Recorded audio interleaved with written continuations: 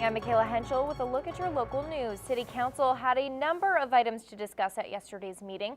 Among them, bylaws concerning the selling of recreational cannabis in the city. Darcy Ropshan has more from City Hall. A productive day at City Council. First up on the agenda, Council granted bylaw number 25. Now that puts a moratorium on all non-medical cannabis-related businesses in the city. That's going to be put off until they have a public hearing on December 11th. So basically what the city has done is we are proposing a bylaw that will give the city time to prepare the proper bylaws that may be associated with cannabis being legalized in July 1st, 2018 by the... Also on the agenda today, Council approved the Lloydminster Facilities Corporation's request to cover a $105,000 budgetary deficit for the year 2017. So essentially what happened was the Facilities Corp, the golf course, didn't make as much money as they had budgeted this year. Therefore, they have a shortage of cash near the end of the year, and they needed to ask Council for approval for additional funds so that they can continue operations through the end of the year. And that's what happened today. Another item on the agenda today, Council withdrew from participating in the joint growth study with the County of Vermilion. In 2014, the city joined with county to go into a joint growth study where they had consultants and we had consultants and people working jointly. One of the challenges was that it only dealt with the Alberta side of the city. I'll have more on these stories later in the week. From City Hall, Darcy Ropshan, Newcap News. The Festival of Trees is back. This year, the gala is celebrating Canada's 150th birthday with the theme Joyeux Noël, a celebration from sea to sea. All of the food and trees on display at the gala will represent a different part of Canada. And there's the one that sort of depicts Canada 150, so all of Canada. And then there's the BC tree, and then there's one from the Prairie Provinces, and then Ontario and Quebec and the Atlantic provinces. So you'll get the whole aspect of Canada. Tickets are only $35, but there are only 150 available. This year's gala will take place on Monday, November 27th, featuring entertainment and a silent auction. I think what's exciting about our Festival of Trees event being at the end of November is it's the kickoff to the Christmas season. So it's that opportunity for people to get into the Christmas spirit. If you can't make it to the gala, there will also be a seniors tea with trees on November 23rd and cookies and carols on November 25th. Both events are admission by donation.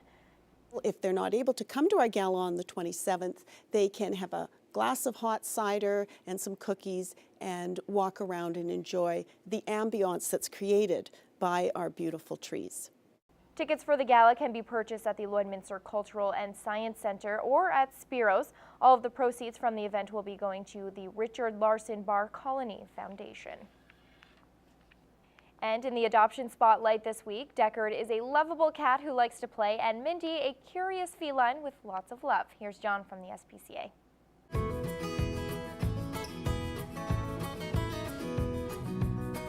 This adventurous fellow is Deckard. Deckard is full of energy and absolutely loves to play and explore. He's always chasing his toy mouse or play wrestling with his feline friends. He's also got quite the appetite. When he's not playing, he's munching on his kibble or snacking on his favorite treat. Despite all his playing, Deckard is also an affectionate boy. He loves to curl up next to you after a long day of playing and purr his little heart out. Deckard is such a sweet boy that will keep you on your toes, but also love you unconditionally. You don't want to miss out on this fellow, so be sure to stop by the SPCA and meet Deckard today. Cute, inquisitive, and lovable are just a few words to describe Mindy. Mindy is such a sweet girl that will win over your heart the minute you meet her. Mindy absolutely adores everyone she meets and will show you how much she appreciates the attention with plenty of purrs and the occasional kiss. After a long day of work, Mindy will be the first one to greet you at the door, and after you've fed her, she'll join you on the couch for a snuggle session that will make you forget all the troubles of the day.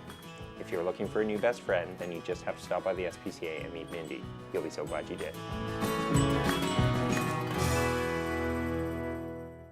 Well, it's hard to believe with all the success Lloydminster's football has had over the past decade that there's still one team without a provincial championship to its name. That team is the Pee Wee Colts, and after a provincial semi-final win a week ago, the Colts had a chance to earn that much-deserved championship against Stettler. Lance Phillips has more. It wasn't even a contest. Stettler's defense was simply overwhelmed by a potent Colts offense that put 42 on the board. Compare that to a Panthers offense that couldn't score a point, constantly hampered by a defense not willing to give a yard. we'd have contain, and so on their outside runs, only a few of them got outside. And so we could stop their outside run, and our defensive line is really strong, so we don't let anything up the middle. For this team, it's been 3 years in the making, and with this win, every team under the Lloydminster Minor Football Association umbrella has earned a provincial championship. Quite an accomplishment considering the wealth of talent across Alberta. We've made it to the finals 2 other times and didn't get past.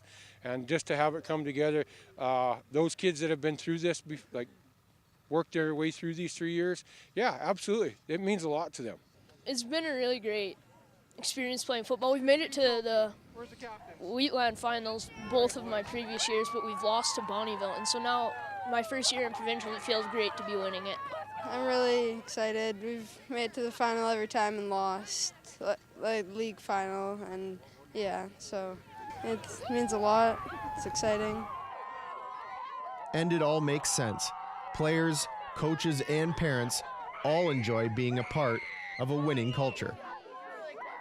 Well, this team, it's a really great football organization. The coaching is great, and so they've been able to lead us a long way. That passes on. It passes off in the dressing room. You can hear the kids. How'd you do that? Absolutely. You got to get in there, and that's where they learn. You learn it right from the start, and being positive about everything, right? I mean, everybody has their day, but when you have a game like today, there's not too many negatives. Lance Phillips, Newcap Sports, Lloydminster.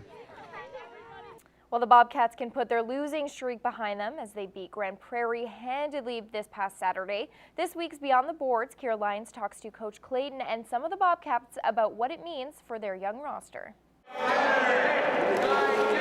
After a bit of a rocky start to the Bobcats season, the 5-1 win this weekend over Grand Prairie gave the boys a sigh of relief.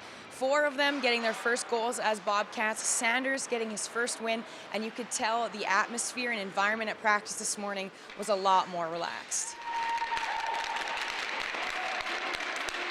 The boys came out and played for each other, competed, worked hard, and you know, it's amazing when guys work for each other and just compete. You can get results, and I was proud of the boys. It was just a full team effort. I mean, lately games haven't been full team efforts. They've been a lot of individual plays, and then yesterday, or Saturday I guess it was, everyone went out and played for each other, and that was the difference. At a pivotal point in the season, a big team win like Saturday's, with 4 players nabbing their first goals on the season, including Carson Franklin, can do a lot for a young squad. Just got a lot more confidence in my game now. Playing better, like it's a lot of fun to get a goal and especially get an assist. Just getting points, it's making fun, make hockey fun again. The Bobcats haven't won 2 in a row yet this year, but the boys and Coach Clayton are feeling confident leading into Friday.